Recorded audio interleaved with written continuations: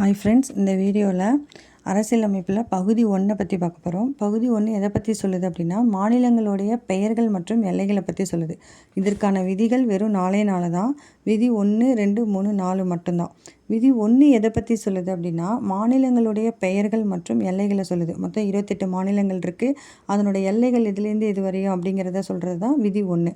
விதி 2 என்ன சொல்லுது அப்படின்னாக்கா, புதிய மாநிலத்தை உருவாக்குறோம். புதிய மாநிலங்கள் உருவாகிறது அயல்நாட்டு பகுதியை இணைச்சி உருவாக்கும் இல்லையா, அந்த புதிய மாநிலங்கள் உருவாக்குதலை பற்றி சொல்கிறது விதி 2. விதி 3 எதை பற்றி சொல்லுது அப்படின்னாக்கா, ஏற்கனவே உள்ள மாநிலத்தை நம்ம மாற்றி அமைக்கிறது விதி 3.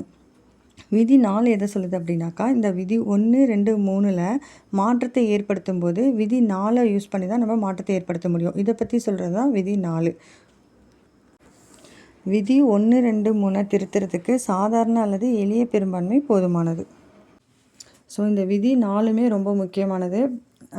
பாலிட்டியை பொறுத்த வரைக்கும் புக்கை தாண்டி வெளியில் படிக்கும்போது மட்டும்தான் நம்மளால் மார்க்ஸ் ஸ்கோர் பண்ண முடியும். நம்மளும் நிறையா புக்கை ரெஃபர் பண்ணி தான் இந்த விதிகள் எல்லாம் போடுறோம். ஸோ மறக்காமல் நோட்ஸ் எடுத்துக்கோங்க. தேங்க்யூ.